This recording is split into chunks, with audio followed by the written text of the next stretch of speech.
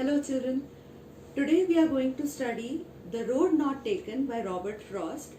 It's a poem which is in the course of class 9th NCERT, the book named Beehive. This poem is a very beautiful poem, and as the description in the book says, that it's a well-known poem about making choices and the choices that shape us. Robert Frost is an American poet who writes simply but insightfully about common ordinary experiences. So it's a poem written in a very simple language, but as soon as you read it, you start imagining and you start thinking about what it means metaphorically. So one meaning is a literal meaning where you understand the meaning of a poem word by word, and the other meaning is the conceptual meaning of the poem, which we can relate to our real life. So this poem is similar to that. It's a very beautiful poem, and it requires a lot of in-depth study. All right, so what I'm going to do is I'm going to divide my explanation into three parts. First, I will read the stanza. I'll explain to you the difficult words which might be difficult to understand for you, and the third I will be doing is I'll be telling you the literary devices that are used in each and every stanza. So before that, I would like to tell you that Robert Frost was an American poet, and he became very famous not in America first, but his work was first published in England, and after that he became famous in America. To share some of his achievements, Robert Frost was born in the year 1874 in America, and his work, as I told you, was first published in England.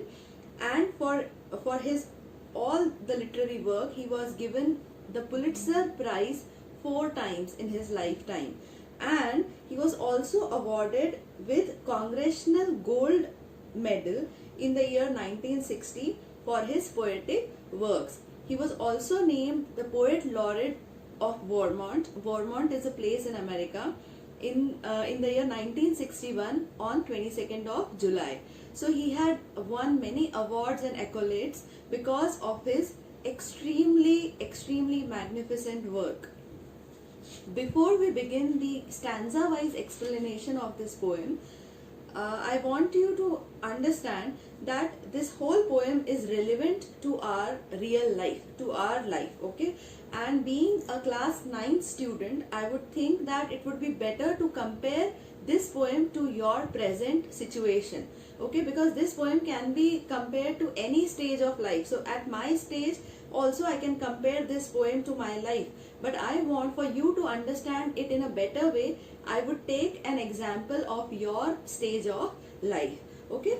So if we take your life as an example, like a student's life, you have many options in front of you. So after 9th, in standard 10th, you will have career options, okay? So you will have to choose between a subject. Either you will have to take mathematics, or you will have to take biology. So any subject, or commerce, any subject that you choose will decide and determine your future. So if you choose, so you start analyzing those options, and ultimately after discussing it with your parents, with your friends, your own opinions, you finalize a particular option, and then you go ahead on that path. So this poem also talks about such experiences where in life you are given couple of options, and you have to choose any one option out of it which you think is best suitable for you. So here in this poem, the poet also has experienced one such situation where he had to choose between two options, an option which was better for him. So like us, he also thinks that the road or the option which would give him better prospects, better results, and which he feels that is better for his future, he has chosen that option, okay? So this road, in this poem there is a word called two roads, okay? So the word road talks about the options in our lives. Alright, so stanza wise I will take you through this poem, and whatever doubts you have, you can always contact me and write your doubts in the comments section, and I will try to clear your doubts. So when I talk about introducing this poem, I would just think about that particular moment where you have to choose, you have to make a choice, and that choice is going to remain with you forever. So in this poem, the poet talks about a choice he has to make between the two roads. The road is compared to the different career options. So as I told you earlier that I am going to take your example, the example of your life being a student of class 9th. So you will also face the career options in front of you, and you have to choose any one. So now here I would like to tell you that a poem can have many interpretations. So if you are watching this video and if you are reading this poem, you are listening to my explanation, there is a possibility that you might compare this poem in a very different way. So for majority of you to understand this poem, I have decided that I will take the two options as your career options. Okay. So for example, if I say that suppose if I say a student has taken biology. So after +2, that child will take BSc or take a graduation degree in that particular stream, and after which that child will do the post graduation in that particular subject and then the doctorate. But it is not possible for that child to again come back to +2 and change her subject and choose mathematics or commerce or arts. So the point of the poet is trying to make is that whenever you are given a choice, whenever the life gives you two options, you have to be very careful in choosing that particular option, because your choice is going to affect your future, and that future you cannot change. You can just think about your past choices that you have made, and you can either be very happy if you have made a good choice, and you can be sad, or you can just think that I could have chosen the other option. So apart from that, you cannot do anything else. Okay, so let's start. The poet let's start by saying that what does the poet want us to think? The poet wants us to convey that that very importantly, in the future that holds for us, it's completely dependent on the choices we make. So whatever choice you make, ultimately that will result in building a future for you. So the career option we choose right now, today, at present, will determine that how we are going to feel few years later. So we must be very, very careful. Now here, let's start the stanza 1. You must be having your books in your hand, so I'll just read out the first stanza for you. Two roads diverged in a yellow wood, and sorry, I could not travel both. And be one traveller, long I stood, and looked down one as far as I could, to where it bent in the undergrowth. So here the poet wants to say, first I'll tell you the difficult words. Here roads means the options.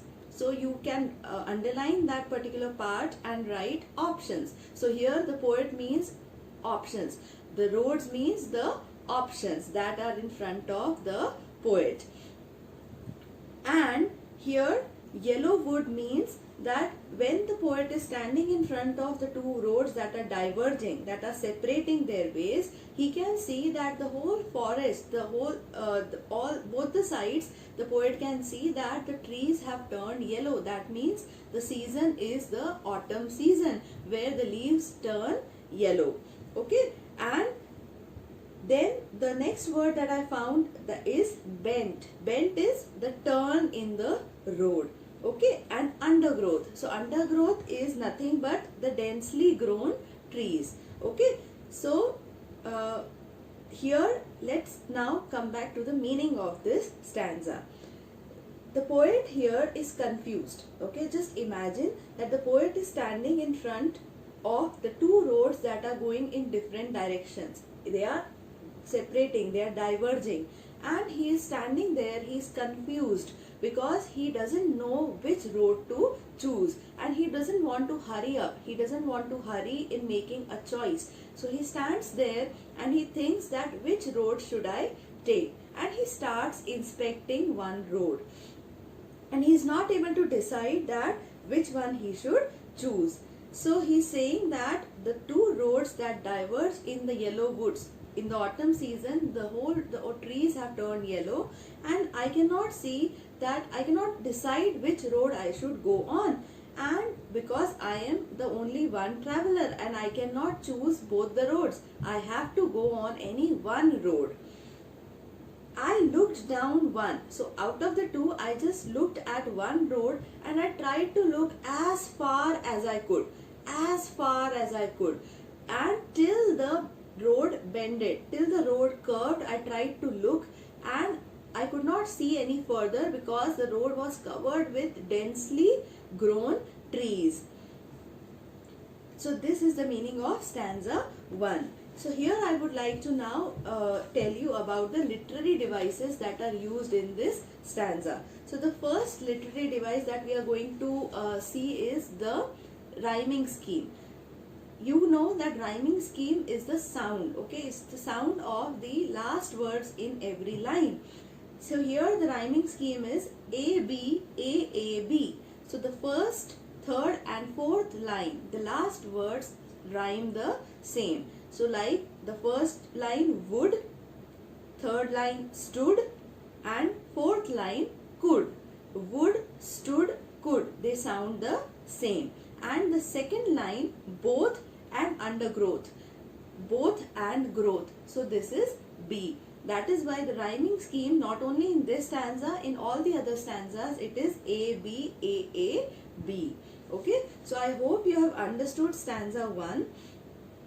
And the second literary device is the visual imagery. Okay. So here I would like to take you back to the explanation. As soon as I started reading, you must have imagined two roads that were diverging, and you must have imagined the trees yellow in color. That is the beauty of visual imagery. So that means that this is a literary device which makes the reader imagine and which makes the reader picturize the whole scene. Okay, and then the third literary device that is in this stanza is anaphora. So anaphora is a grammatical effect because of which we get a particular feel, and it is a kind of a parallelism. So parallelism is when one after the other it is same. So for example, in the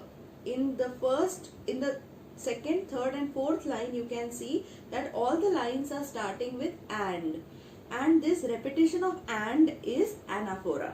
Okay, and it is the third literary device. So these three were the literary device in stanza 1. So the first was the rhyming scheme, which is A, B, A, A, B. Second was the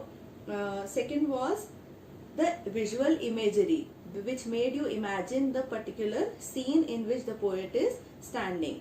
And the third literary device here is anaphora. So anaphora is nothing but the parallelism which is created by the use of a particular word, grammatical word, which is and here. So with and, the second, third and fourth line, they are starting with the word and this is called anaphora. So I hope you have understood stanza 1. In my next video, I'll be explaining to you the meaning of stanza 2. Till then, you just understand this read the stanza once again. If you have any doubts, you can ask me. Thank you.